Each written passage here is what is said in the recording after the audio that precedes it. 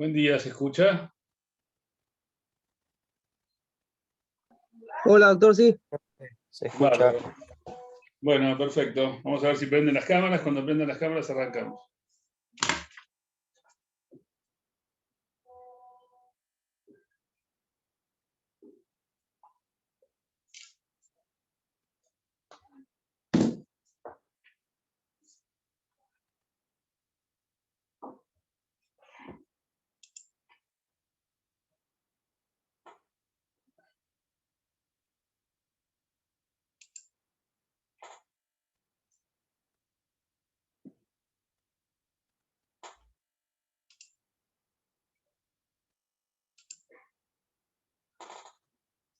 Bueno, no me tocaba a mí, pero me llamó Gerardo que no podía dar, así que voy a dar la clase de hoy y vamos a ver si puedo también la de mañana, porque mañana no hay clases en ninguna materia.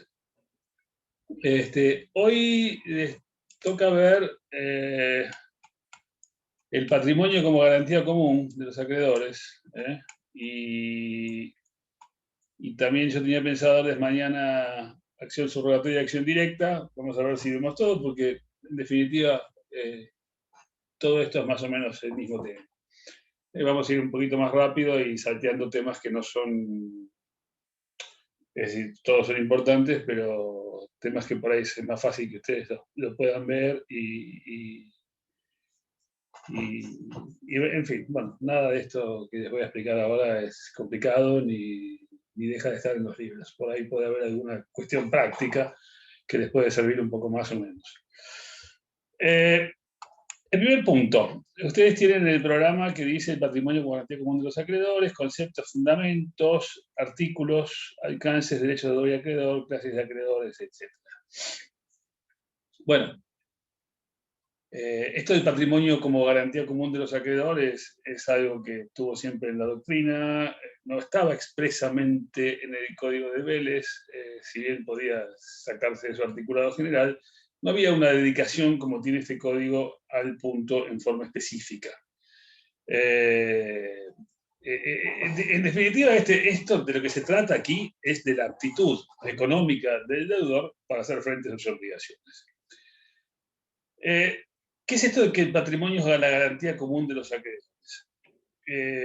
Todos los bienes del deudor están, en principio, salvo excepciones, todos los bienes del deudor están afectados al cumplimiento de sus obligaciones y son la garantía de sus acreedores. Es decir, los acreedores, como la forma que tienen de cobrar sus créditos es ejecutando el patrimonio, los bienes que están dentro del patrimonio del deudor.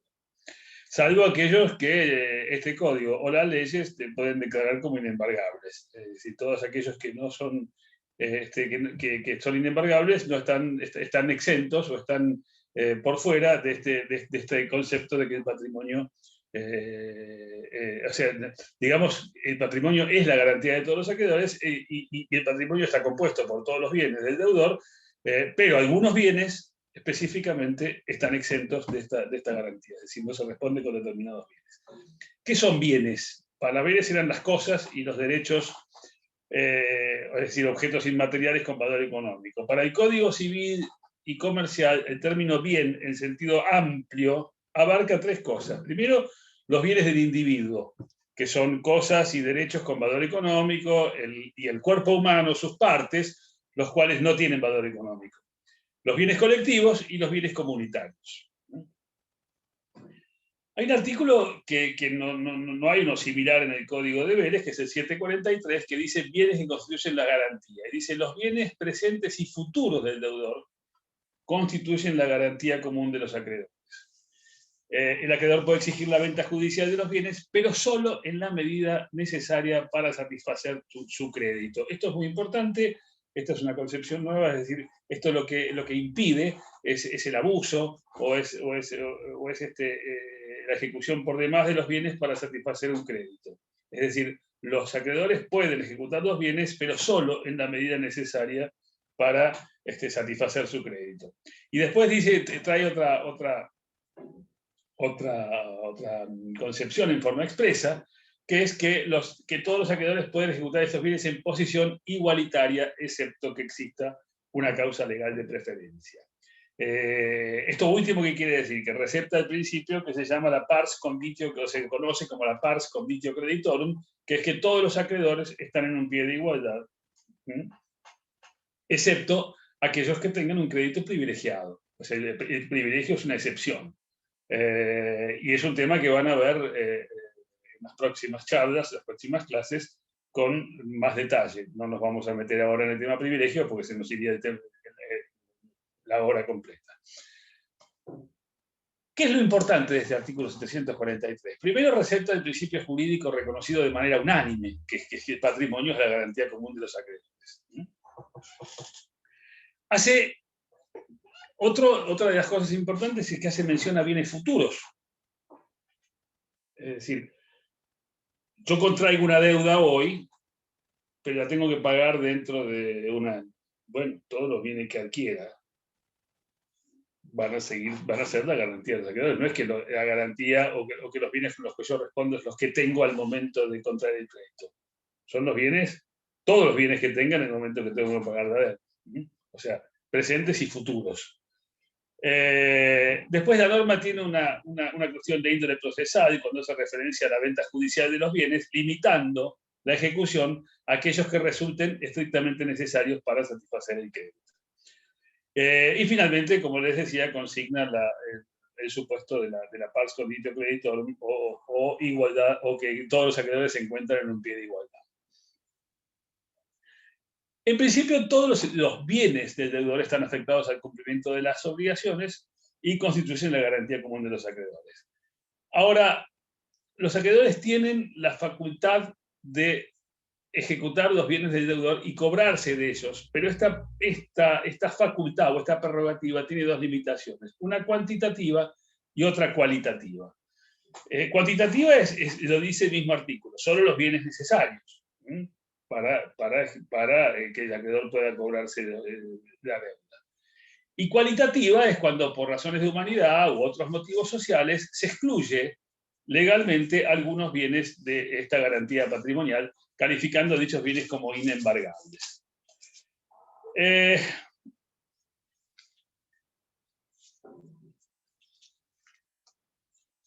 ¿Cuáles son los alcances de esta norma?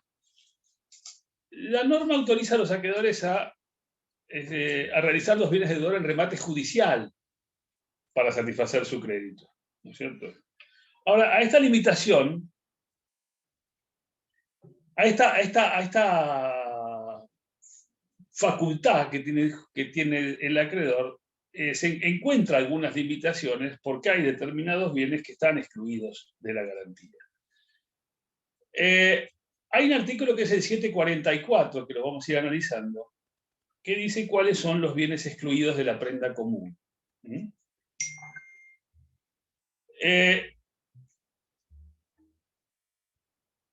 Primero dice, bienes excluidos de la prenda común quedan excluidos de la garantía prevista en el artículo 743, que dice que todos los bienes del deudor constituyen la garantía del deudor, y esta es la excepción, es el principio general, está en el 743, y el 744 enuncia los casos de excepción.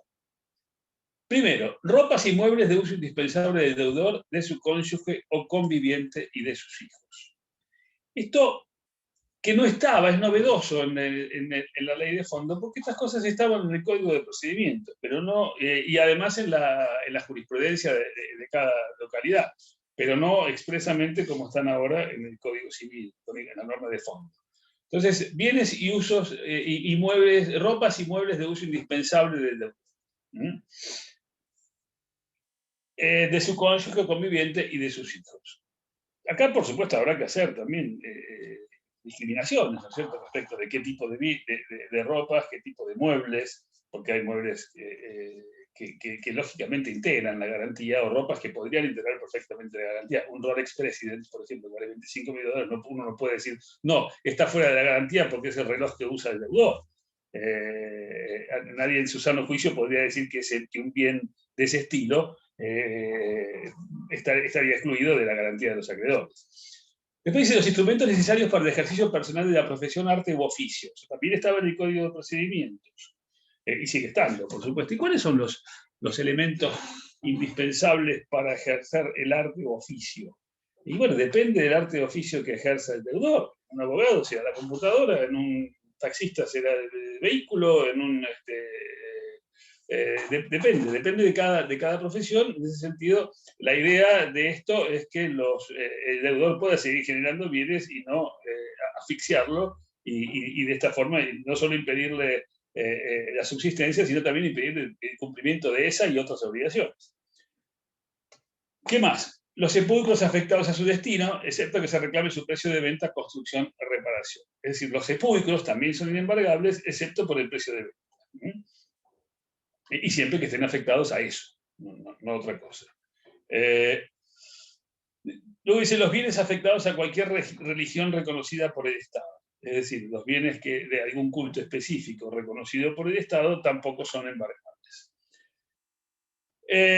Tampoco son embargables, dice la ley, si vamos al inciso D, los derechos de usufructo, uso o habitación, así como las servidumbres prediales. Los derechos de uso, usufructo y habitación son derechos reales. Por ejemplo, ustedes habrán escuchado que es una práctica común, que dejó de serlo ahora durante la vigencia del código, volverá a serlo rápidamente porque las donaciones están vistas otra vez, ya no están vistas con el disfavor con que se las veía cuando arrancó este código, una modificación legislativa muy importante hace muy poco, que muchas veces los padres donan a los hijos los bienes y se reservan el usufructo, ¿no es cierto? Es decir, para evitar sucesión en el día de mañana, donan los inmuebles a los hijos, por ejemplo, y se reservan el usufructo, es decir, se reservan el uso y goce de esos bienes. Y ese uso y goce que se reservan es un derecho real, es decir, como tal, es oponible erga omnes, inclusive hasta el mismo propietario, se registra, etcétera, como cualquier otro derecho real. Ahora, ese derecho real de usufructo, ¿es embargable? Sí, es embargable, pero el acreedor que lo ejecuta, por ejemplo, debe respetar los mismos términos y condiciones en que tenía el usufructuario, es decir, no puede ir más allá de eso, es decir, lo ejecuta y puede llegar hasta tener la posesión del bien, pero ese usufructo, eso se termina el día que muere el usufructuario, porque generalmente el usufructo es gratuito y vitalicio. Entonces, si el usufructo es vitalicio, el día que muere el usufructuario se extingue el usufructo. Si el de interín fue subastado o fue ejecutado, bueno, no puede el acreedor que lo subastó o que lo compró tener un derecho mejor que quien tenía el usufructuario. O sea, no sé si es sencillo, no sé si lo entienden, pero lo importante es que el usufructo solamente puede ejecutarse en los términos en esos términos, es decir, limitando hasta el derecho que tiene el usuario o el usufructuario. Esto es nuevo, el inciso F es completamente... Sí. Una consulta corta ahí. Entonces, sí. En el caso de usufructo, ¿no podría ser utilizado ese inmueble como garantía? ¿En qué sentido? Por ejemplo, una garantía de locación, decís vos. Claro, vendría a ser similar a una propiedad que está afectada a vivienda familiar. No, podría serlo. Lo que pasa es que nadie te lo va a aceptar. Claro, eso es lo que quiero decir. Porque normalmente subastar un derecho de usufructo, ¿cuánto pagás vos un derecho de usufructo? Suponete que vas a comprar un inmueble que lo que te permitiría en esa subasta es comprar los derechos del usufructuario, es decir, usar el inmueble hasta que se muera. Mucho no vas a pagar. ¿Por qué? Y porque no es que estás comprando la propiedad como cualquier otra propiedad que la compras de por vida. La compras con una limitación muy grave. El tipo se muere a los 2 días y todo lo que pagaste lo perdiste. Tenés que devolverle la propiedad al nudo propietario. Entonces, por eso, si yo soy locador y estoy buscando una garantía propietaria del inquilino, me viene con un usufructo, no se lo acepto. Pero no porque sea bien de familia, porque es ejecutable, pero mal negocio. Es decir, lo más probable es que lo vaya a rematar y nadie me lo quiera comprar. Bien. Por eso. El inciso F es novedoso, completamente novedoso. ¿Alguien más habló? Sí, no le entendí mucho el tema del usufructo, porque está la persona que, supongamos, mi marido recibió una casa que tenía usufructo de su madre. Cuando ella murió, la casa quedó a nombre de él, ¿no? Sí. Ahora, la deuda, mientras fue el usufructo, la deuda de mi marido o de mi suegra, ¿qué se tiene en cuenta para la garantía de los acreedores? No, esto es así. Mientras su suegra tenía el usufructo, porque su marido es el titular, Sí. ella le donó el inmueble. Mientras su suegra tenía el usufructo, su suegra respondía frente a sus propias deudas con ese usufructo, entre otros bienes. ¿Qué quiere decir esto? Que un acreedor de su suegra podía ir y ejecutarle y subastarle el usufructo. Ahora bien, el que compra, ¿qué derecho tiene? Y tendrá el mismo derecho que tenía su suegra hasta que fallece. Una vez que ella fallece, se extingue el derecho del usufructuario. Por lo tanto, se extingue el derecho de aquel que lo compró en subasta. No sé si lo llega a entender. ¿Y ahí pasa el nuevo propietario? No, ahí el propietario ya era el mismo, antes. Ahí se acaba el usufructo y el que lo tenía lo tiene que devolver. Porque el usufructo se terminó. Ah, está bien. O sea que Por dos eso, personas distintas podrían usar de garantía un solo inmueble. Eso por supuesto. En ese caso, por ejemplo, suponete que, bueno, ahí sí, si yo soy el locador y viene y me sale de garante el usufructuario y el nudo propietario, sí, claro. Porque en caso de fallecimiento del usufructuario, todo pasa al nudo propietario. Se extingue el usufructo y el dominio se consolida. En ese caso, lo acepto perfectamente. Porque ahí sí la garantía es buena. Si me firman los dos, la garantía es buena.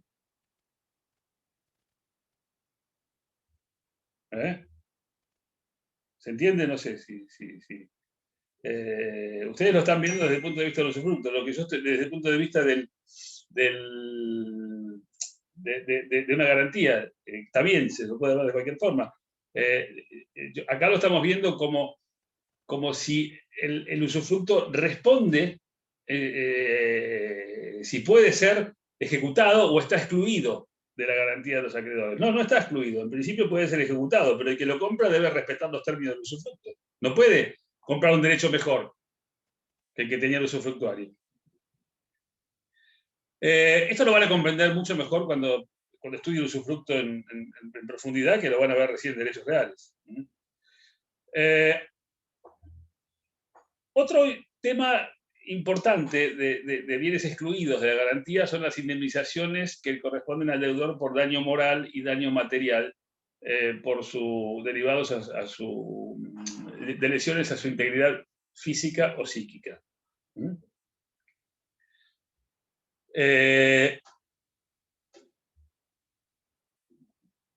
decir, son los daños a la persona, los daños que sufre una persona en su cuerpo o en su espiritualidad. Es decir, en definitiva sería daño moral, que no son los daños morales, el daño patrimonial, que no es el daño patrimonial en las cosas, sino en la persona misma del deudor, porque cuando una persona sufre un daño, por ejemplo, imaginemos algo simple, un accidente de tránsito, esa persona sufre lesiones físicas. Esas lesiones físicas constituyen o pueden traer consecuencias patrimoniales y consecuencias extrapatrimoniales. Bueno, esas consecuencias, tanto patrimoniales como extrapatrimoniales, o esos daños que van a ser reparados por el concepto de daño patrimonial y daño extrapatrimonial, no son embargables.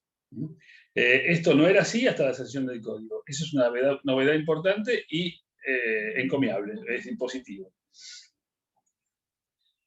La indemnización por alimentos que corresponde al cónyuge, al conviviente y a los hijos con derecho alimentario en caso de homicidio. Esto es más o menos lo mismo que lo anterior. Cuando fallece la víctima en un accidente o un hecho ilícito, cuando fallece la víctima, digamos que los damnificados civilmente son los que quedan. La víctima ya no está, ya no es una persona. Es decir, los damnificados son los herederos o las personas que tengan derecho a percibir una indemnización por la muerte de esa persona. Y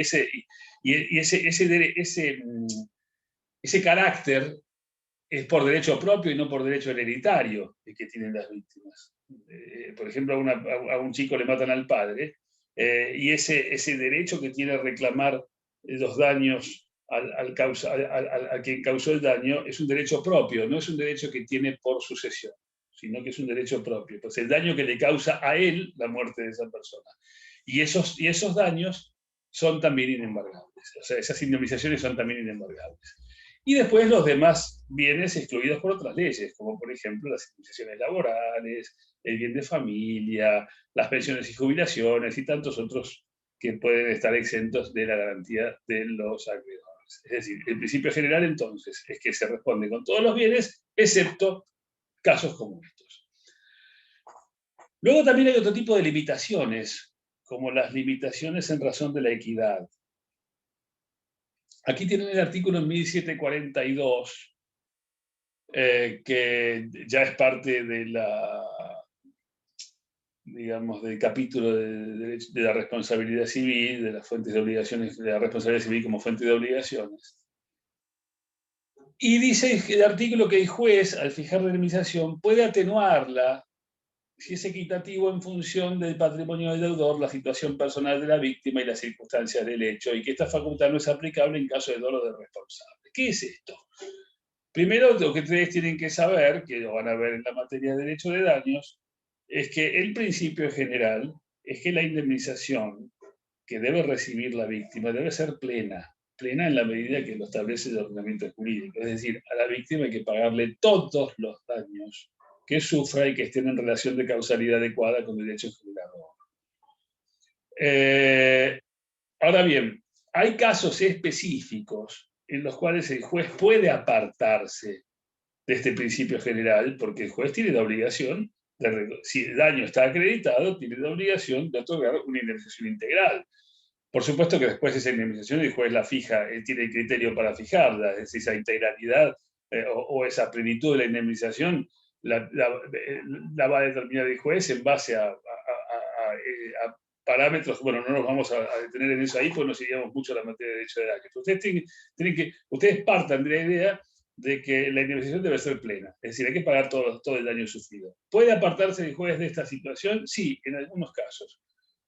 Por ejemplo, si es equitativo en función del patrimonio del deudor, la situación personal de la víctima y las circunstancias del hecho. Esto es excepcional, esto es muy excepcional, y que por supuesto en caso de dolo del responsable nunca tendría esta facultad.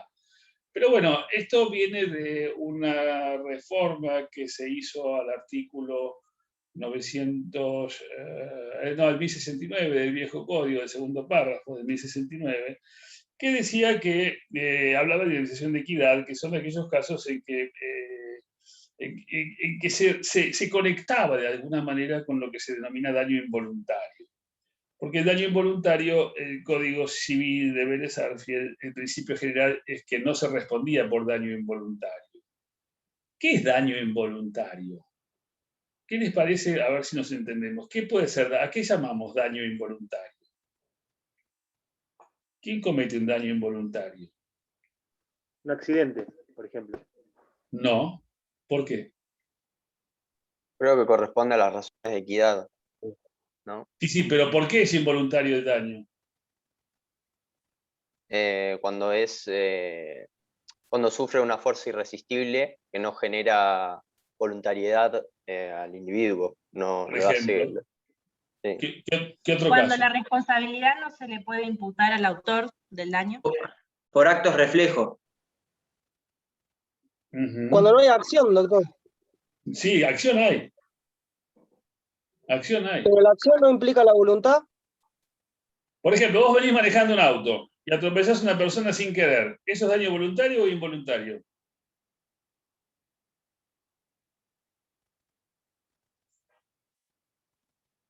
¿Qué te parece? Y depende. En realidad, si es sin querer, no creo que la voluntad del autor haya sido atropellada a la persona, pero se le puede adjudicar responsabilidad. Ahí vos estás haciendo una confusión entre culpa y dolo. Y entre voluntad y digamos, entre actos involuntarios y actos imputables. ¿Por qué razón? Cuando hablamos de acto involuntario, es un acto que no le es imputable a la persona. Ese es el acto involuntario. El acto que se comete sin tener discernimiento, intención y o libertad. Por eso lo que dijo así Mateo, que fue, sí, es correcto. Porque esa persona, por ejemplo, actúa por la fuerza de un hecho irresistible, por una pistola en la cabeza, o como un objeto disparado por una fuerza superior. En ese caso no hay voluntad de ocasionar el acto. A eso se llama acto involuntario. Si vos vas manejando un auto y atropellás a una persona, aún sin intención de hacerlo, como generalmente ocurre, no se puede calificar eso como un acto involuntario, porque hay voluntad. Lo que no hay es voluntad de causar daño. En ese caso, entonces, no será culpa, no será dolo, será otro factor. Será la culpa o será el riesgo, pero será otro factor. El acto involuntario es el que no hay aptitud para cometer un acto. Un acto válido en ese sentido, o un acto, o una conducta de reproche. No hay aptitud. No se puede juzgar una conducta de reproche si el autor no tiene aptitud para eso. Si es menor, si es un incapaz por cuestiones mentales, o si actuó por error, o con dolo, o con dolo no, digamos, con el acto viciado por dolo, error de la voluntad. En fin, esos son los actos involuntarios. Y actualmente se responde en principio por actos involuntarios, según el código. El principio general es que el autor de un acto involuntario responde, pero por razones de equidad. Y como responde por razones de equidad, el juez puede limitar la indemnización teniendo en cuenta el patrimonio del autor, el patrimonio de la víctima, las circunstancias del caso, etc. Entonces es otro caso donde no todo el patrimonio, quizás o habría una atenuación de la indemnización. Otro caso es el beneficio de competencia.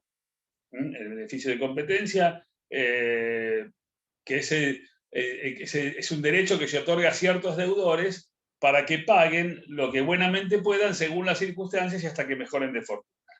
Esto no es muy común verlo, pero bueno, existen las leyes, estaba en el Código Civil de Vélez, sigue estando en el Código actual. El Código Civil de Vélez traía muchos más ejemplos, este trae menos ejemplos, y además el Código de Vélez hablaba de según su clase y circunstancias. Era el único artículo de todo el código que hablaba de clases, siendo que en Argentina no hay clases, la sociedad no está dividida en clases, por lo menos legalmente. Y hablaba de su clase y circunstancia, esa palabra obviamente fue borrada del nuevo código, y hoy habla de lo que buenamente puedan según las circunstancias y hasta que mejoren de fortuna. El deudor entonces deberá pagar lo que pueda, el resto de la deuda no se extingue, sino que se aplican los efectos del pago a mejor fortuna, es decir, pagará lo que pueda y el resto quedará diferido hasta que el deudor mejore de fortuna. ¿Y cuándo mejora de fortuna? Si puede ser que no ocurra nunca. Bueno, eso tendrá que decidir el juez en todo caso. Y muchos lo atribuyen a este caso del pago a mejor fortuna como uno de esos casos de plazo incierto indeterminado, en los cuales el juez debe fijar el plazo. El artículo 893 dice quiénes son las personas incluidas, es a quién hay que dar este beneficio. Dice ascendientes, descendientes y colaterales hasta el segundo grado, si no incurrieron en ninguna causa de desheredación o de ilegitimidad para suceder. Al cónyuge, al conviviente, al donante en cuanto se trata de hacer cumplir la donación. Y lo que se discute también si este artículo es taxativo o enunciativo, y hay dos posturas, por supuesto, unas que dicen que sí, que la extensión que se extiende a supuestos no previstos en la ley, y otros que dicen que no, que la interpretación debe ser estricta. Bueno, no hay digamos, un criterio uniforme en ese sentido. El Código de Vélez traía muchos más ejemplos, no los vamos a analizar ahora, ya está, el Código de Vélez ya lo rige, ya fue, así que nos limitamos a ver lo importante que sepan que esto ya venía de antes, que no es. Vamos a pasar a otro tema, que es el tema de las medidas cautelares. Es un tema importante, es un tema que lo van a ver mucho más en mucho más detalle en procesal, pero ustedes ya tienen que saber que esto de alguna forma también tiene que ver con el tema de los efectos de las obligaciones, cuando estudiaron el artículo 730, que si recuerdan el inciso primero, que los efectos de las obligaciones respecto al acreedor son darle derecho para que para poner en marcha los mecanismos legales para que el deudor le procure aquello que está obligado. Bueno, esos mecanismos legales, dentro de todo, o sea, poner en marcha el mecanismo jurisdiccional son medidas de ejecución y medidas de deslinde, de recuperación de patrimonios o lo que fuese, pero también, y muy importante papel, cumplen en este caso las llamadas medidas cautelares. ¿Qué es una medida cautelar?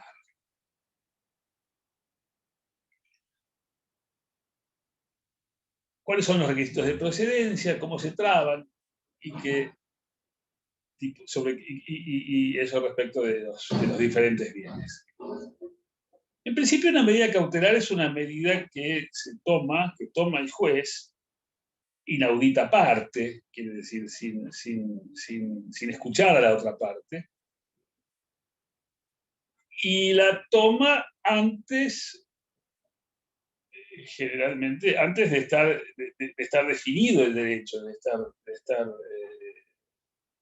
puede ser que lo esté, pero muchas veces son medidas que pueden tomarse antes de la sentencia, inclusive antes del inicio de una demanda puede iniciarse una acción cautelar o una medida cautelar.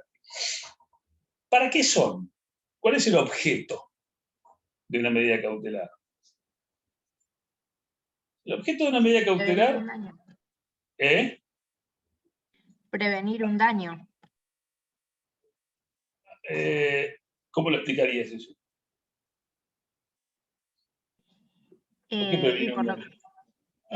Son medidas preventivas. Sí. Por ahí de lesiones de derechos, obviamente después hay que probar todo, pero son Pero a ver, medidas preventivas como, a ver qué es lo que entendés por ahora.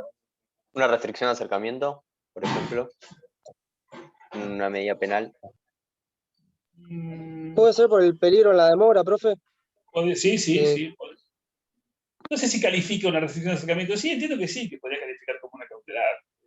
Sí. Pero en general, la restricción de acercamiento en ese caso es otro tipo de cosas. No tiene que ver con los bienes. No tiene que ver en general con el derecho patrimonial que nosotros tenemos ahora. Es una cuestión de seguridad física. No es una cuestión que tenga que ver con bienes. Sí, anotación de litis, dice alguien por allí, sí. Pero acá lo que yo estoy preguntando es qué es, para qué sirve.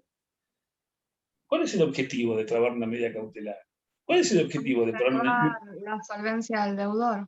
¿Cómo? Para que el deudor... Conservar la solvencia del deudor. Ahí está, mantener la solvencia. Prende la cámara si podés, así nos vemos. Exactamente, es conservar o preservar la solvencia o evitar la insolvencia, en todo caso. Evitar una insolvencia futura. ¿Puede darse, profesor, en los casos de prodigalidad? Podría, entiendo que sí. Ahora, la idea es, el principio es que la medida cautelar se pide y se dicta para asegurar el resultado de una eventual sentencia favorable. Hablando mal y pronto, para que el día que tengas una buena sentencia no la terminar colgando en un cuadrito y te sirva nada más que para eso. Porque si vos sacás una buena sentencia o una sentencia favorable patrimonialmente valorable, es que lo que pretendés con eso es obtener una ventaja patrimonial, que no la vas a obtener si tenés una sentencia pero no tenés deudor que pueda pagar. Entonces, la medida cautelar es justamente para eso, para asegurar el resultado de una sentencia. Entonces, vos para los requisitos de procedencia de la medida cautelar, los requisitos básicos son primero lo que se llama verosimilitud del derecho. Un derecho verosímil, creíble. Creíble, digamos, a ojos vistas del juez, sin que implique que el juez haga prejuzgamiento. Lo que el juez tiene que ver es lo que los procesalistas llamaban el humo de buen derecho, es decir, y esto parece serio, o sea, por lo menos tiene 2 visos de seriedad. ¿Por qué? Y porque hay un contrato, hay firmas certificadas, puede haber otras pruebas sumarias, muy sumarias, que acrediten la prima facie que el derecho que se pide o que se plantea o que se pretende hacer valer es verosímil. El segundo elemento es el peligro de la demora. El peligro de la demora. El deudor, el acreedor, quien pretende trabar una medida cautelar, debe acreditar la verosimilitud del derecho y también el peligro de la demora. Es decir, que si esto no se hace, posiblemente termine pasando lo que uno siempre teme, que es que la sentencia la termine poniendo en un cuadrito y que no se sirva para otra cosa. Y te pueden pedir la contracautela. Además, pueden pedir que vos asegures o garantices de alguna forma los daños que le podés causar al afectado en caso de que la medida haya sido trabada sin derecho. Y eso te pueden decir, bueno, dame un bien embargo, poneme una plata en el expediente para asegurarme de que en caso de que esa medida haya sido pedida sin derecho o mal pedida, puedas reclamar. Doctor, no entendí Sí. la contracautela. ¿Cómo sería? Suponete que vos pedís una medida de prohibición de contratar sobre un determinado bien a un acreedor, a un deudor tuyo. O sea, lo atás de pies y manos que no puede contratar respecto de ciertos bienes. Pero ¿qué pasa si vos esa medida resulta que al final no tenías derecho y le causaste un desastre al tipo porque trabaste esa medida sin derecho y le complicaste los negocios y le hiciste perder nada? Bueno, ante una situación de esas, el juez puede decir, bueno, está bien, yo le voy a dar la cautelar, pero usted ponga guita en el expediente para asegurar que en caso de que esa medida haya sido trabada sin derecho, haya plata para reparar los daños que le puedas haber causado a la persona que le trabaste la cautelar. ¿Se entiende? Perfecto, es una indemnización de daño ya anticipada. No es que sea una indemnización, es déjame una plata ahí para el caso de que causes un daño, déjame tener, o dame un bien a embargo, o dame algo que garantice que vos, en caso de que esa medida cause daño, haya con qué repararlo, ese daño. Normalmente es difícil que te pidan caución real, generalmente te dan una curatoria, pero bueno, es una de las cosas. Perfecto, gracias, doctor. ¿Cómo se traban las medidas cautelares? Primero depende de la medida cautelar y depende además del tipo de bien sobre el cual se ha de trabar la cautelar. Por ejemplo, ¿cuáles son las cautelares más conocidas? El embargo, la inhibición general de bienes, la anotación de litis, prohibición de innovar, prohibición de contratar, intervención judicial, y las genéricas. Esas son las que anuncia el Código de Procedimientos, las que trata el Código de Procedimientos tanto de la Nación como de la provincia de Buenos Aires. ¿Qué es el embargo?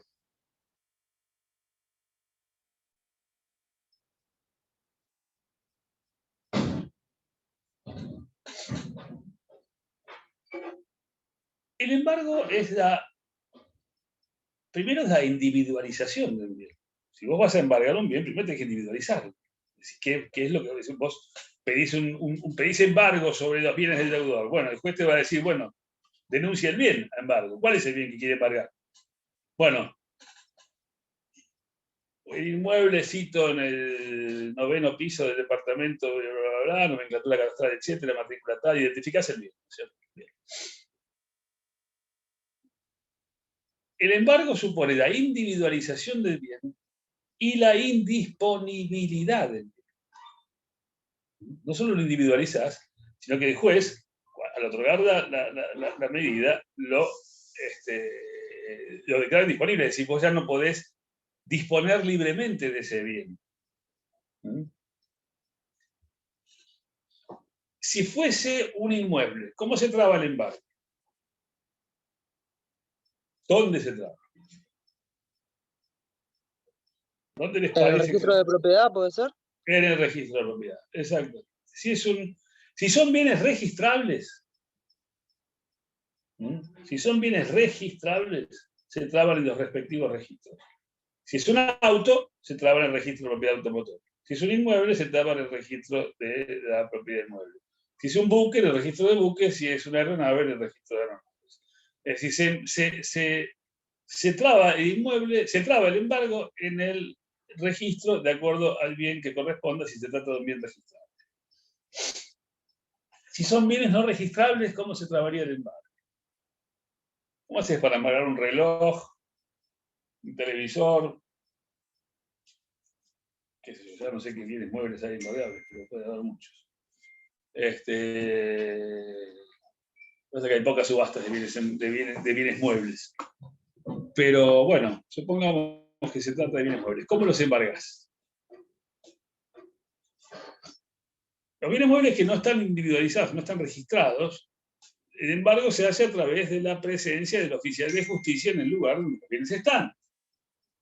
En ese momento, el oficial de justicia individualiza los bienes y toma nota de y le informa al juez de cuáles son los bienes embargados. El embargo no implica desapoderamiento. El embargo de un bien no implica desapoderamiento. Normalmente, cuando se embarga un bien mueble no registrable, hay que designar un depositario de ese bien. Y ese depositario, por defecto, es la persona del deudor, o el dueño de los bienes. Que además de dueño, en ese momento ya los tiene en depósito judicial. No puede venderlos ni disponer de ellos porque estaría cometiendo un delito, que es el delito de estelionato, que es la venta de bienes prestados o embargados.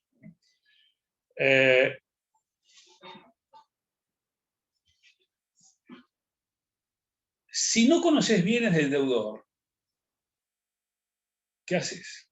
¿Qué podés hacer? Si no conoces bienes sobre los cuales... Inhibición general de bienes. Podés pedir una inhibición general de bienes. La inhibición general de bienes se pide en defecto de conocimiento de bienes del deudor. ¿Y dónde se traba? ¿En el registro de las personas puede ser que se anote? No. No estaría mal, pero no. No. ¿Dónde se traba?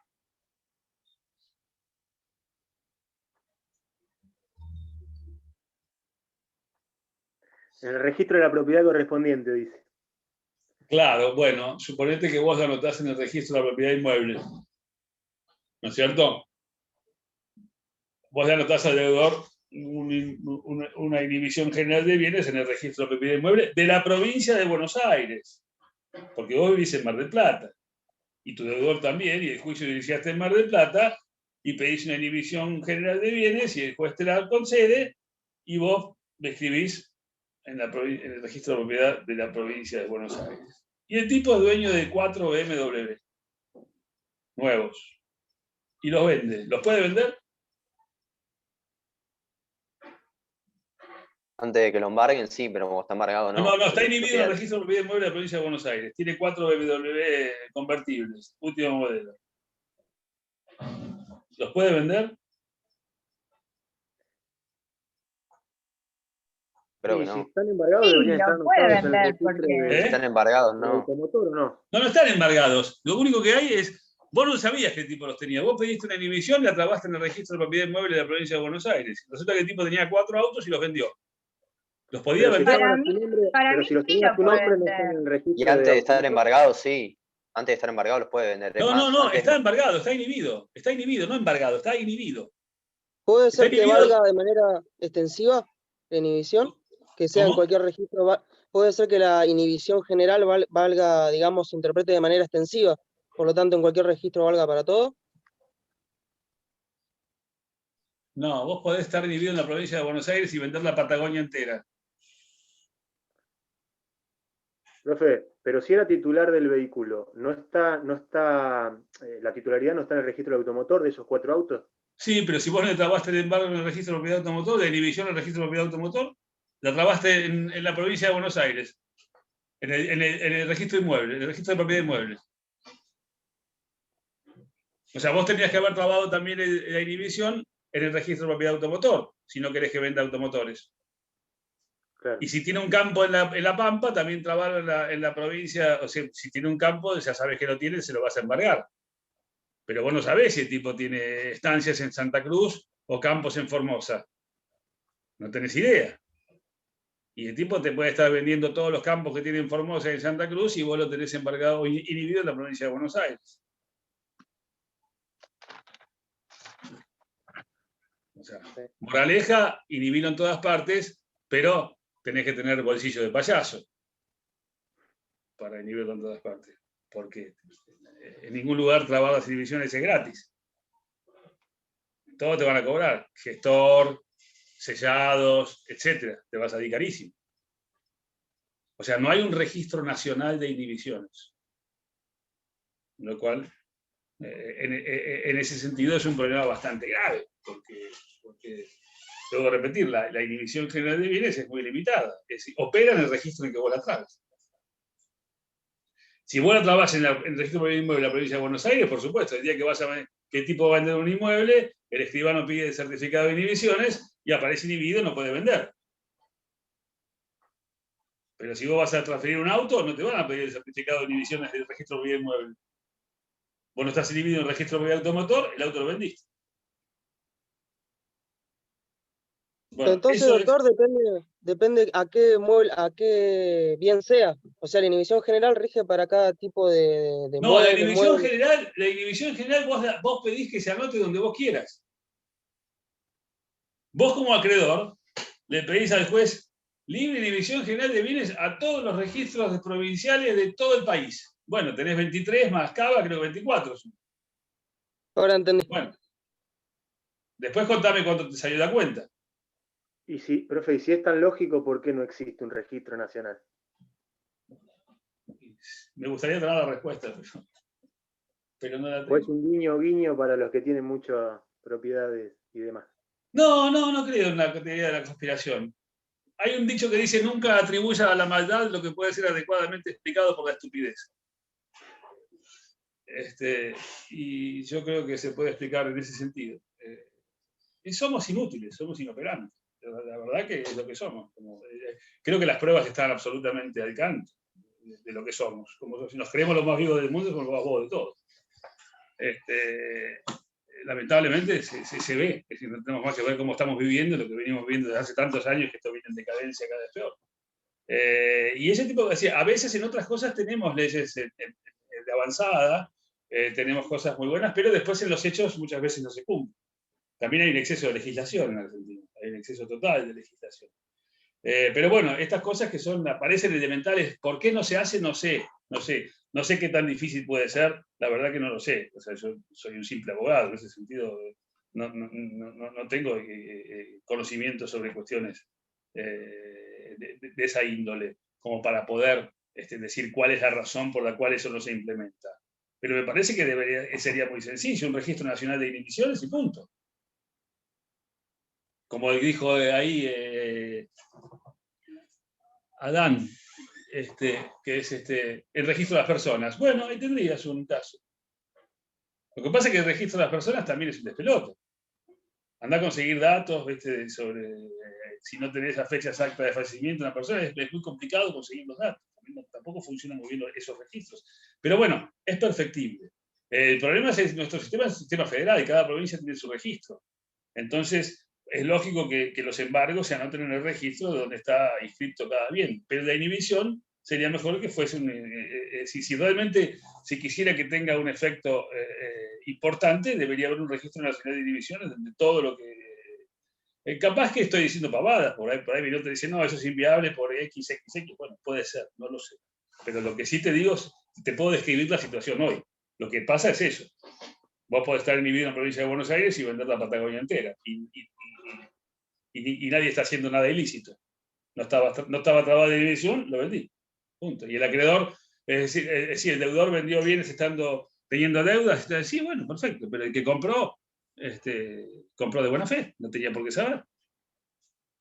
Así que Luego, otras medidas cautelares, tenés anotación de litis, tenés prohibición de anotación de litis es, por ejemplo, se usa mucho en las usucapiones. Vos vas a usucapir un bien, iniciás un juicio de usucapión y bueno, se anota la litis, es decir, ya hoy lo ordena el código que se haga, para que si el tipo a quien están usucapiendo un bien lo quiere vender, el que compra sepa que hay, cuando pide un informe, sepa que hay un juicio. Anotación de litis es anotación de juicio. Y decir, ojo, hay un juicio relacionado con este bien. Entonces el tipo antes de comprar va a ir a averiguar de qué se trata. Y después no puede alegar buena fe. No va a poder decir que, yo compré de buena fe. No, vos sabías, porque vos viste la anotación de litis en el registro. Es decir, en ese caso no puedes alegar buena fe. Otra que es muy común es la prohibición de innovar, la situación física o material, o jurídica o material de un inmueble, de un statu quo, de lo que fuese. Es decir, el juez puede decir, deje las cosas como están, no toque nada. Eso sería una prohibición de innovar. No cambien nada, dejen todo como está. Prohibición de contratar respecto a ciertos bienes, intervención judicial.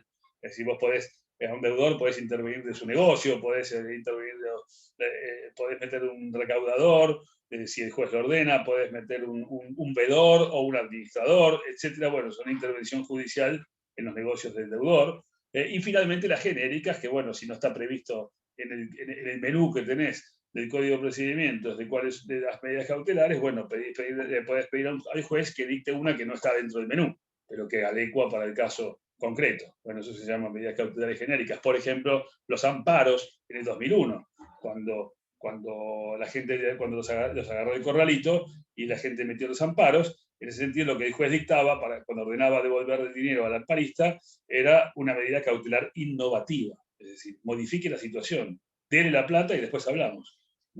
Esas serán llamadas medidas cautelares innovativas. El programa les pide forma de ejecución y liquidación de los bienes del deudor por el acreedor, ejecución individual, concepto, etapas, embargo, subasta, liquidación. Esto es simple, esto lo van a ver en la práctica y lo van a ver cuando vean procesal. Pero en definitiva, es decir, cómo se ejecutan y cómo se liquidan los bienes del deudor. Y depende, si vos lo que le embargás al deudor es dinero, ¿cómo lo ejecutás? Es directamente ese dinero que suponete le embargás una cuenta bancaria. Esa cuenta bancaria, esa plata va al expediente judicial, después practicás, va a una cuenta que está relacionada con el expediente judicial, el juez no toca el dinero, el juez ordena los pagos que están en el banco, la plata va al banco, pero esa plata ya está embargada, entonces el juez de ahí mismo puede disponer los pagos al acreedor. No hay que liquidar el bien, como podría ser si vos embargás, suponete un inmueble. ¿Cómo cobra el acreedor? Si hay un inmueble embargado y hay un crédito insoluto o impago, ¿cómo cobra el acreedor? Y ejecutando el bien. ¿Cómo se ejecuta? En subasta. Subasta pública. Una vez que se efectuada la subasta, el comprador en subasta debe depositar el dinero en la cuenta del expediente judicial. El dinero queda allí y después de efectuados todos los trámites de estilo, el juez ordena el pago al acreedor. Es decir, de esa forma esas son las etapas. Por eso dice concepto, etapas, embargo, subasta, liquidación. Si vos vas a ejecutar un bien, lo primero que haces es embargarlo. Después de haberlo embargado, el embargo puede ser preventivo, como vimos en el caso de las medidas cautelares, o puede ser ejecutivo, que es cuando ya tenés una sentencia. El embargo ejecutivo es el embargo para subastar el bien. Después de embargado, el bien se subasta, y una vez subastado, la plata va al expediente, se practica la liquidación y se dispone el pago al acreedor. No es muy complicado. Después el programa les pide otros casos, como por ejemplo los casos de la ley de prenda con registro, que es donde hay un procedimiento mucho más ágil, que es donde ante la sola certificación del certificado prendario y de escrito inicial, el juez ordena el secuestro del vehículo. Pero esas son cosas más específicas que van a ver en las materias específicas. Pero bueno, sepan que también hay otras modalidades. Estos casos de los casos de los bienes prendados, que son muchas veces los automotores, vos dejás de pagar un plan de ahorros y te llevaste el auto y dejaste de pagar y el auto queda prendado. Entonces el ejecutante lo que puede pedir es, presenta el contrato de prenda, denuncia el incumplimiento y el juez, porque la ley lo autoriza, ordena el secuestro directamente del vehículo. Además del embargo, el secuestro. Porque como yo les decía, el embargo no trae íncito el secuestro. El embargo es embargo, no implica, si vos embargás un bien en el registro de la propiedad, no significa que se lo saquen, por ejemplo, inmueble, embargás un auto a un tipo. No es que vos vas a quedarte con el auto. El embargo queda anotado en el registro. Ahora, cuando se trata de una deuda que está garantizada con prenda, en ese caso, el juez puede ordenar el secuestro directo del auto. Después, el programa también les pide los llamados contratos inteligentes y de ejecución automática. En estos casos no son contratos inteligentes, no es que haya inteligencia artificial, sino que el contrato tiene dispositivos electrónicos que actúan en forma automática, pero no es, se los llama inteligentes por eso, pero también tenés un contrato inteligente cuando vos metes una moneda en una, ¿cómo se llama?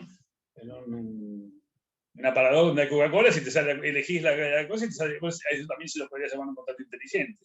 O sea, el contrato inteligente, pero son aquellos, en todo caso, son aquellos en cuanto vos accionás el disparador, ya el contrato se cumple por sí, digamos que actúa por sí mismo. El sistema actúa por sí mismo.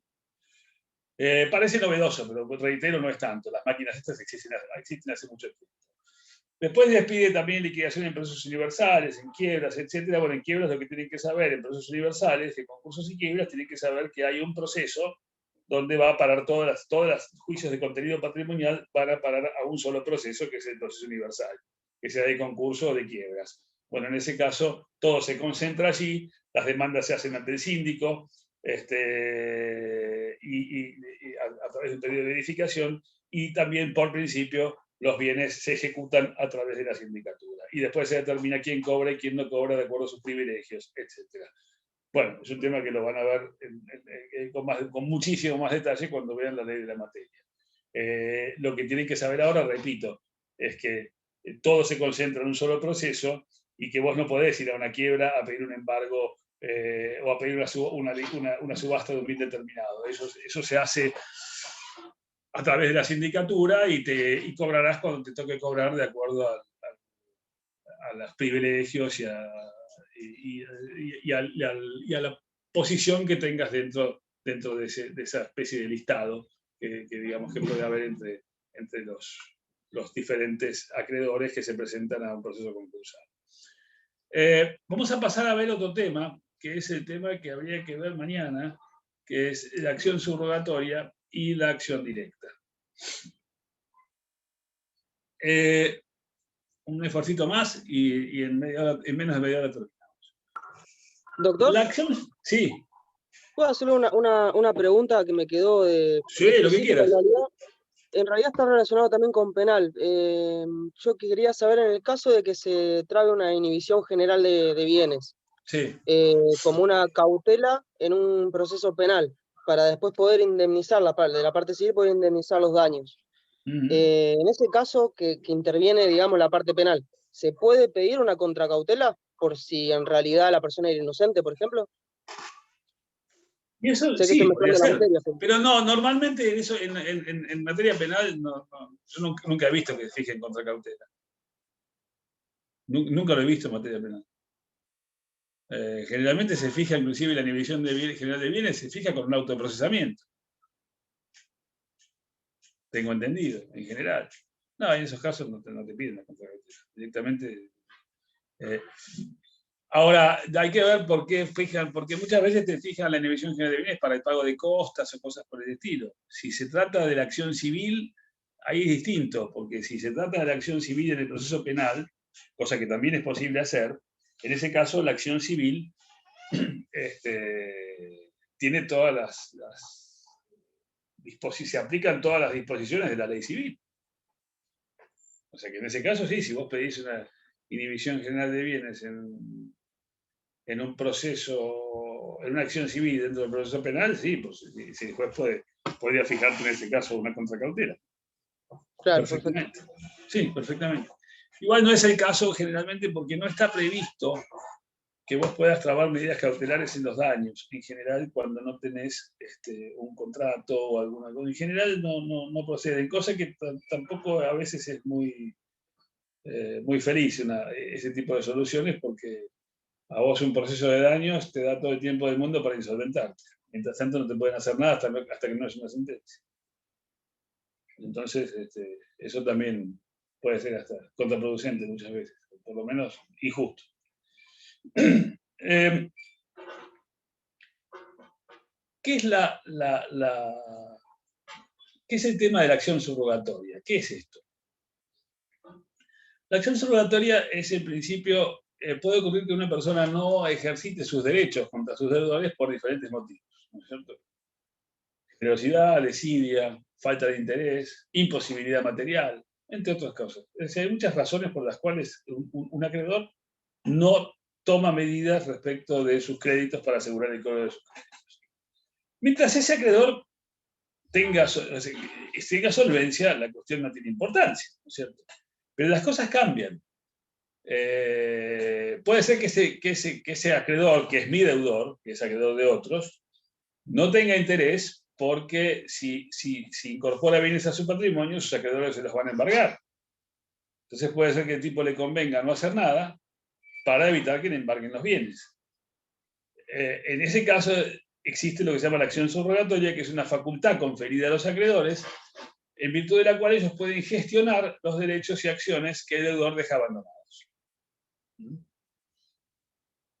Es subrogatoria, ¿por qué? Porque subrogar es colocarse en lugar de. Subrogatoria en este caso es subrogatorio porque se coloca en el lugar del otro. El acreedor se coloca en lugar de su deudor y ejerce las acciones que su deudor está omitiendo ejercer. Se llama también acción oblicua o indirecta, y hay tres protagonistas, que son el acreedor subrogante, el deudor subrogado y el tercero demandado. Es decir, el acreedor que tiene un crédito con el deudor, ese deudor no hace nada, ahí tenés dos partes, el acreedor subrogante y el deudor que está pancho tranquilo en su casa y no hace nada porque sabe que si hace algo, eso se lo van a sacar. Entonces ahí tenés la segunda pata, y la tercera pata es el tercero, que es el que le debe a mi deudor. El Código de Deberes lo había insertado dentro de los contratos, en la última parte del artículo 1196, que decía, sin embargo, los acreedores pueden ejercer todos los hechos y acciones correspondientes a su deudor. Y no decía más nada. Es decir, una última parte de un articulito. Este código lo trató mucho más, y estaba reglamentada en el Código de Procedimientos, donde sigue estando reglamentada. Bueno, este código lo trató un capítulo específico de acción subrogatoria, y todo lo que la doctrina construyó durante todos estos años, más lo que está en el Código de Procedimientos, está plasmado de alguna manera en el código actual. ¿Qué es la acción subrogatoria? Ahí hay diversas teorías, hay quienes hablan de un título propio, de una sustitución procesal, pero ahí solamente le daría ¿cómo se llama? Una impronta solamente procesal, cuando en realidad el tema tiene que ver con el derecho de fondo. Otros hablan de una teoría de figura jurídica con naturaleza propia, otros hablan de la legitimación extraordinaria, teoría de la cesión tácita, o de la representación legal en interés del representante. Hay montones de teorías que después leanlas tranquilos, que pretenden justificar o insertar o encasillar esta acción subrogatoria dentro de algo general. El descarácter de acción es controvertido. ¿Por qué? Porque algunos dicen que es conservatorio, la mayoría, otros dicen que es ejecutiva y otros dicen que es mixta. ¿Por qué conservatorio? Porque solo impide el empobrecimiento. Los bienes entran al patrimonio del deudor, pero no dan ninguna ventaja al acreedor subrogante. Y eso lo dice la ley. Por eso están más cerca de la verdad los que dicen que la acción es meramente conservatoria. Hay otros que dicen que la acción es ejecutiva, porque a través de ella se procuraría también el ingreso de bienes o valores al patrimonio del acreedor, pero eso de hecho por la ley no opera, porque si vos iniciás una acción subrogatoria y traes bienes al patrimonio de tu deudor, si pretendés tener una ventaja tenés que embargarlos, porque si no los embargás no vas a tener ninguna ventaja. Es más, un tema importante del embargo es que el embargo genera prioridad al primer embargante. El primer embargante está por encima del segundo embargante, el segundo por encima del tercero, y etc. En los embargos, en ese sentido, el primero en el tiempo mejor en el derecho. O sea, el que primero embarga tiene derecho a cobrar todo su crédito, y después que lo cobró todo, viene el segundo embargante, y así. Y tengan claro, para cuando tengan que dar privilegios, que el embargo no es un privilegio. Cuando ustedes lo ponen como un privilegio, la respuesta está mal. El embargo no es un privilegio, es una preferencia procesal, digamos, una preferencia de estar, pero no es un privilegio de los que indica la ley. Algunos dicen que el carácter de la acción subrogatoria es abstracto o instrumental, que no es ni ejecutivo ni conservatorio, depende del caso concreto. Y hay caracteres no discutidos. ¿Sí? Entonces la acción subrogatoria y el embargo tendrían que plantearse como casi en simultáneo. Lo que pasa es que vos no podés trabar el embargo, digamos, hasta que el bien no entra al patrimonio del deudor. Por eso, pero casi sí, claro, pero sí. Porque si yo me entero que vos estás haciendo una acción subrogatoria, puedo estar agazapado esperando que el bien entre, y cuando el bien entró, lo embargué yo y te gané. Y vos hiciste todo el laburo, vos hiciste vos trajiste el bien al patrimonio del deudor y yo te gané de mano y lo embargué antes que vos. Claro, entonces no sé en qué medida es conveniente la acción subrogatoria. Es conveniente, sí, es conveniente porque no tenés otra, si vos querés que el deudor incorpore bienes a su patrimonio, pero lo que tenés que estar atento para embargarlo rápidamente y ganar a los demás. Claro. Para ser el primer embargante. Sí, eso lo tenés que hacer, por supuesto. Caracteres no discutidos es individual, o sea, no es colectiva, es una acción colectiva, la hace cada acreedor. Es indirecta, porque vas a través vas contra el deudor de tu deudor, pero a través del crédito de tu deudor. Es facultativa, no estás obligado a hacerla. No es subsidiaria, no tenés que agotar otras vías, y ni tampoco es de orden público. ¿Qué quiere decir? Que vos, por ejemplo, podés renunciar en un contrato, por ejemplo, nosotros hacemos un contrato y donde una de las partes renuncia a ejercer la acción subrogatoria respecto de... Bueno, eso es perfectamente válido. Vos podés poner el contrato y si lo ponés es válido, y el acreedor no puede ejercer la acción subrogatoria por los créditos que el deudor no perciba si está expresamente prohibido por contrato. O sea, eso significa que no sea de orden público. Para ejercer la acción tenés que tener calidad de acreedor, interés legítimo. La calidad de acreedor, acá hay una discusión muy importante, porque el código dice que cualquier acreedor sea de una obligación exigible o no, lo cual, por ejemplo, a López Mesa no le gusta nada, porque dice que es una locura que en una obligación sujeta a plazo, el acreedor pueda ejercer la acción subrogatoria sobre bienes, sobre las operaciones que el deudor no realiza o créditos que el deudor no cobra. Y otros opinan que sí. Bueno, el código zanjó el debate en ese sentido. Esto era un viejo debate, si la obligación por la cual el acreedor se metía dentro de los negocios del deudor para traer bienes que el deudor no estaba activando, en asuntos que el deudor no estaba activando, era si la obligación tenía que estar, tenía que ser exigible, es decir, con el plazo vencido o no. Bueno, el código zanjó esta discusión porque dijo, puede estar o no estar vencido el plazo.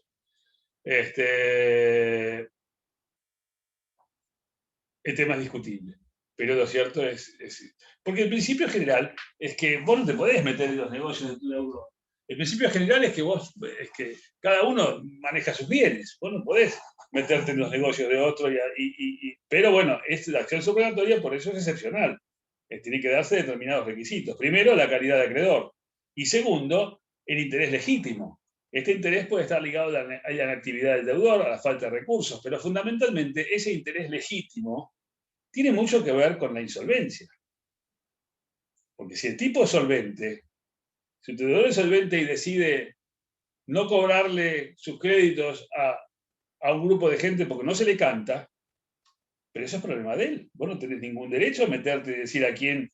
Vos no podés meterte en mis negocios y decir a quién yo le puedo cobrar o a quién no le puedo cobrar. Eso es asunto mío, ¿a vos qué te importa? Salvo que mi solvencia esté en peligro y vos corras el riesgo de no poder cobrar tu crédito porque yo no muevo un dedo para cobrar los míos. Pero entonces ahí tenés que el requisito de la insolvencia es un requisito importantísimo. Donde el deudor te demuestra solvencia, se te acabó tu derecho a reclamar eso.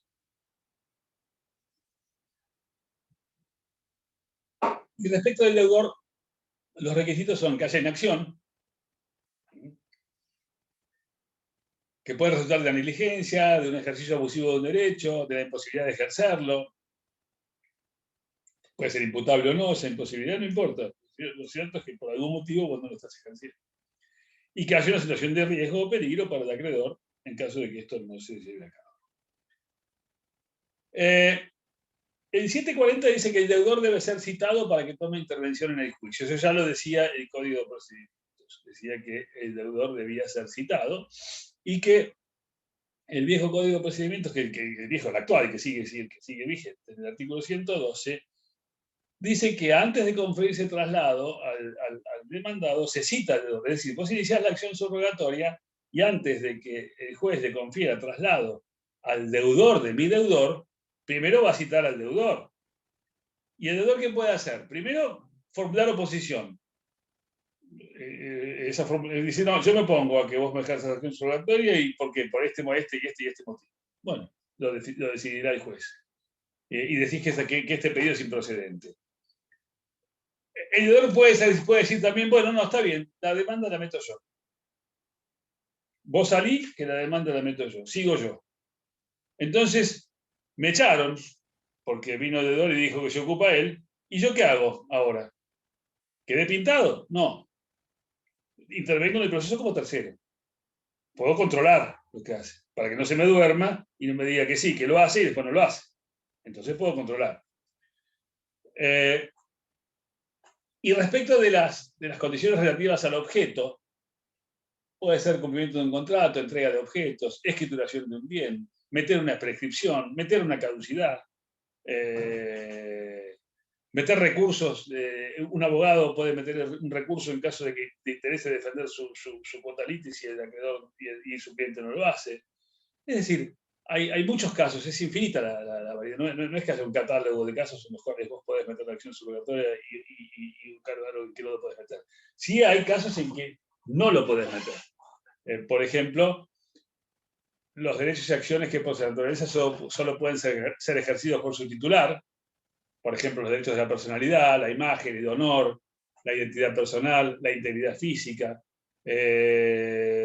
o los derechos extrapatrimoniales, como las acciones de Estado, la nulidad de matrimonio y de divorcio, todos los derechos de familia en general no son susceptibles de acción subrogatoria. Si bien puede haber contenido patrimonial, suponete que vos tenés un deudor que es hijo de un millonario, pero es hijo no reconocido.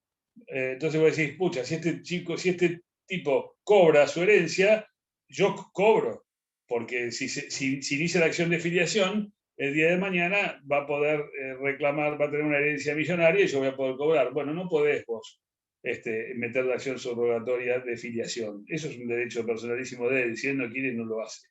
Y no podés obligar a que lo haga. También en todo lo que tiene que ver con los derechos sustraídos de la garantía común, como salarios, jubilaciones, pensiones, allí no podés hacer nada porque son bienes inembargables. O las simples facultades, que de su ejercicio podría resultar una mejora. Por ejemplo, la posibilidad de contratar o editar una obra literaria. Vos no podés obligar a un escritor a que publique un libro porque te debe plata y de esa forma venda, o a un cantante a que cante una canción y de esa forma recaude y me pueda pagar. Esos son simples facultades que no son objeto de acción subrogatoria. Y hay casos dudosos también. Por ejemplo, la indemnización de un daño material proveniente de hechos ilícitos. ¿Podés reclamarlo? No hablamos de daño a la persona, hablamos de daño material. Una persona sufrió, le quemaron la casa. Entonces, y tenemos un autor, el que la quemó, y si tenemos ese autor, podemos sacarle plata al autor y de esa forma mi deudor va a tener plata para poder pagar. ¿Puedo hacerlo? Bueno, dudoso. La solución te puede salir para cualquier lado. No son casos claros, son casos que el juez podría decirte que sí o podría decirte que no. Los efectos entre el acreedor y el tercero, por ejemplo. El monto de la condena. El monto de la condena no tiene nada que ver con la deuda que mi deudor tenga conmigo. El monto de la condena va a ser por la deuda que mi deudor tenga con el crédito que mi deudor tenga para con el tercero. Ese va a ser el monto de la condena. Si a mí el tipo me debe 1.000 y a él le deben 500, el monto de la condena va a ser por 500, porque tiene que ver entre la relación que tenía el acreedor con su deudor. Otro efecto, yo acreedor, ¿tengo disponibilidad del crédito que recibo? No, tengo que embargarlo, porque no tengo ninguna disponibilidad, no entra para mí. ¿Y qué defensas puede oponer si yo soy el que ejerce la acción subrogatoria contra el deudor de mi deudor? ¿Qué defensas puede oponer el deudor contra mí? Las mismas que tenía contra su deudor original. Esas son las que puede oponer. Después hay efectos entre subrogante y subrogado, es decir, entre mi deudor y su deudor. El deudor puede transigir, cobrar, extinguir la relación, recuperar el ejercicio de sus derechos, etc. Y la gestión que hago yo beneficia al subrogado, que puede disponer libremente de sus bienes en tanto no se los embarguen. O sea, volvemos al principio. Si ejercía acción subrogatoria, rápidamente embargo, porque no solo puede aprovechar su acreedor, el mismo tipo los puede vender. El mismo deudor los puede vender y yo me quedé. Es decir, como la acción es meramente conservatoria, si yo no hice nada, no los embargué, los vendió y me quedé sin nada. Y entre el subrogado y el tercero no se modifica la relación jurídica y el subrogado citado a juicio queda alcanzado por los efectos de la cosa juzgada. Es decir, yo inicio la acción contra el tercero, contra el deudor mi deudor. El deudor mío no se presenta, lo notifiqué, no se presenta, no hace nada. La sentencia hace cosa juzgada contra él. Él después no puede decir, el juicio fue mal llevado, no se hizo valer tal o tal prueba. Bueno, tuviste tiempo para presentarte, no lo hiciste, quedaste afuera. ¿Es necesaria autorización judicial previa para ejercer la acción subrogatoria? No. ¿Es necesaria la citación del deudor? Sí, es obligatoria. Y por último, el paralelo con la acción directa. ¿Qué es la acción directa? La acción directa es cuando es muy parecida a la acción subrogatoria, pero tiene una diferencia esencial. En la acción directa es ejecutiva. Los bienes van directo al patrimonio del acreedor. Los bienes ya no quedan en el patrimonio del deudor, sino que me llegan a mí. Ahora, ¿por qué me llegan a mí? ¿Por qué no inicio la directa en lugar de la subrogatoria? Porque la directa solo se da en casos específicos. No es genérica como la acción subrogatoria. Yo puedo ejercer cualquier acción de mi deudor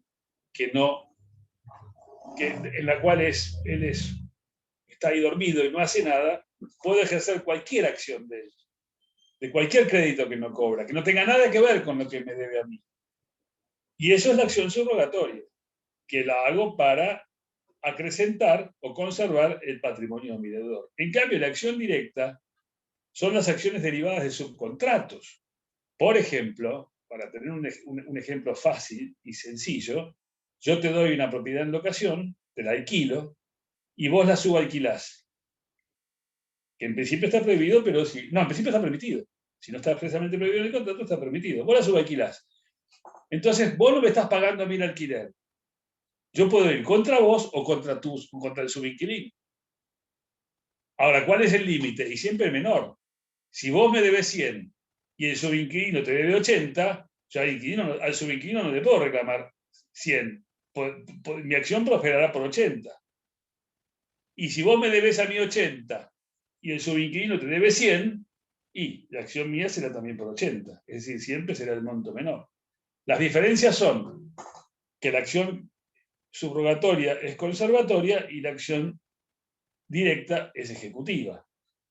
Que el bien entra al patrimonio del deudor en la acción subrogatoria y el bien entra al patrimonio del subrogante en caso de acción directa. O en caso digamos que sí, entra al patrimonio del acreedor. En la acción subrogatoria, el subrogado conserva la propiedad del bien y en la acción directa la pierde. Y en la acción subrogatoria se ejerce por la totalidad del crédito y en cambio en la acción directa el límite es el menor. Y en la acción subrogatoria, la acción es en representación de mi deudor, en cambio en la acción directa, la acción es por mis propios derechos. No voy en representación de nadie, voy por mis propios derechos. La acción directa tiene carácter excepcional, es interpretación restrictiva, y solo procede en los casos expresamente prohibidos por la ley, en los casos expresamente previstos por la ley.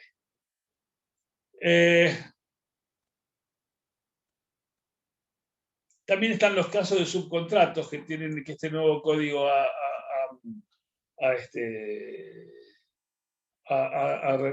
legislado en los artículos 1069 a 1072, como es que es un nuevo contrato mediante el cual el subcontratante crea a favor del subcontratado una nueva posición contractual derivada de la que él tiene el contrato principal. En estos casos también es aplicable muchas veces la acción directa. O sea, la acción directa, lo que ustedes tienen que tener claro es que es específica, es de interpretación restrictiva y es solo para determinados casos. Para los casos en que la ley expresamente lo admite. No es para cualquier caso. En esos casos vos te quedás limitado a la acción subrogatoria, pero no tenés la acción directa. Bueno, esos son más o menos los dos temas que teníamos que ver, así que quedo abierto a cualquier pregunta que me quieran hacer y si no, nos vamos. Profe, tengo una consulta. Sí. Ayer viste que tuvimos el trabajo práctico. Sí. Había un punto, no sé si se acuerda, donde había una tía y un sobrino. El sobrino no me acuerdo, le debía contame. plata a un amigo. ¿Cómo? Sí, el sobrino le debía plata a un amigo. Sí. Siempre se estaba quejando de que le debía ese dinero. Y la tía va y le paga la deuda al sobrino. Sí. Y le dice que le tiene que devolver la plata en 30 días. Sí. Bueno, entonces el sobrino se queja porque ¿qué se tiene que inmiscuir en sus asuntos y demás? Y daba las opciones de cuál era la válida, y la válida era que no existía subrogación real porque no tenía la venia, al ser una tercera no interesada y al no tener la venia del sobrino, no corría la subrogación real, pero sí estaba el caso ahí subrogación real no es subrogación real, la subrogación es convencional o legal, no real. La subrogación real es otra cosa. Legal, perdón. Legal, correcto. Sí. Entonces, lo que sí corría era el enriquecimiento sin causa. Entonces, esta tía sí podía pedir el reembolso del dinero. La pregunta mía es, ¿a quién se lo pide el reembolso? ¿Al acreedor o al sobrino? No, la tía puso la plata. La tía puso la plata. ¿Al sobrino? Claro. ¿Al sobrino? Al sobrino. Claro, yo pago la una deuda tuya. la tiene el sobrino con ella, ahora claro, que ella pagó la deuda. Lógico, si yo pago una deuda tuya, le pagué al acreedor.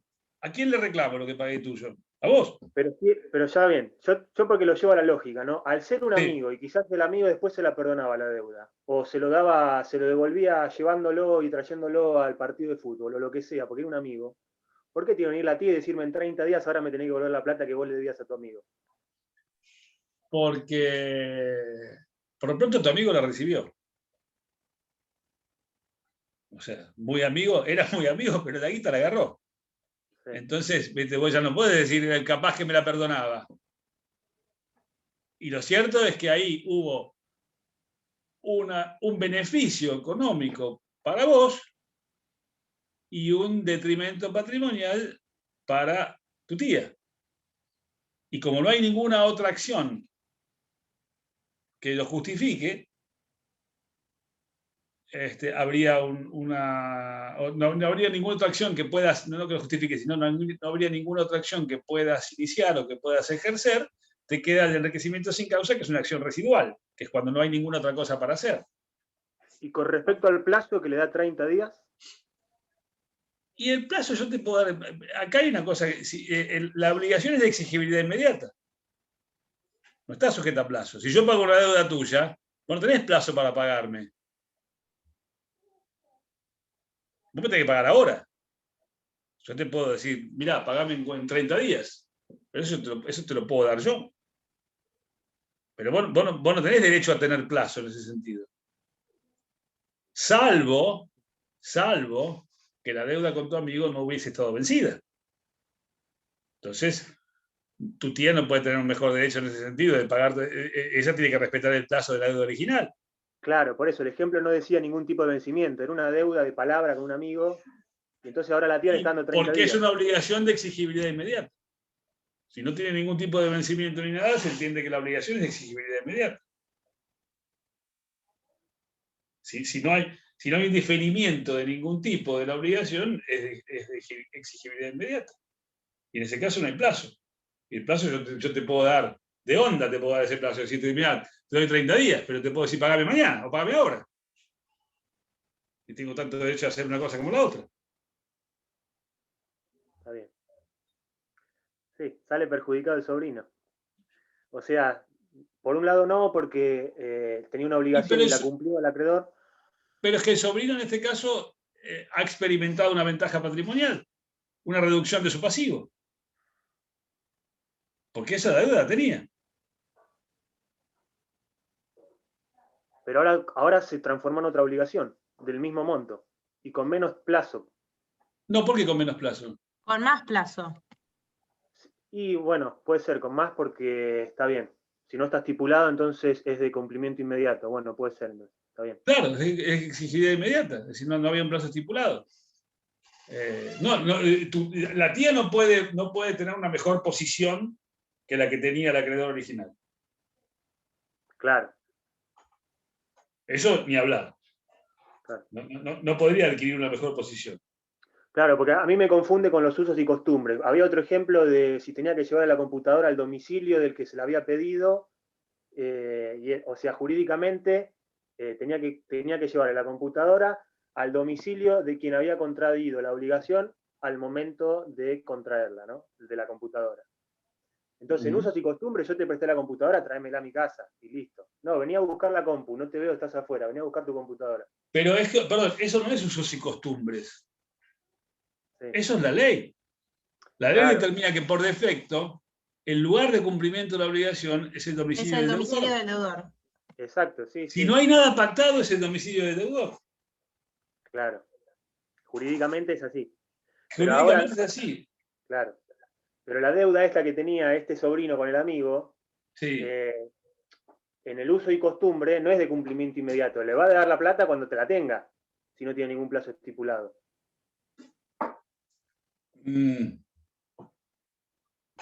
Si no hay plazo estipulado, la obligación es exigibilidad inmediata. Claro, sí. Jurídicamente es decir, lo entiendo perfecto. No hay plazo estipulado, pero yo te lo puedo pedir en cualquier momento. Claro. Si es de exigibilidad inmediata, te lo puedo pedir en cualquier momento. Ahora, normalmente cuando se presta un dinero, se presta a plazo. Nadie presta un dinero para ser de exigibilidad inmediata. Eso es un poco absurdo. Pues, te presto esta plata, sí, no hay problema. Te presto esta plata, devolvémela ahora. Es medio ridículo. Con una mano la agarrás y con otra la recibís. Se supone que si hay un préstamo de dinero, tiene que haber un tiempo. Me parece. Sí, se entiende. Pero bueno, claro. Ha pasado, cuando uno es más joven y le presta plata a un amigo, le dice, bueno, devolvémela cuando pueda o lo que sea, y puede pasar mucho tiempo también. Sí, no creas que solo los jóvenes prestan plata, también los grandes prestan plata a los amigos, y ahí se acaba, se termina el crédito y la amistad generalmente.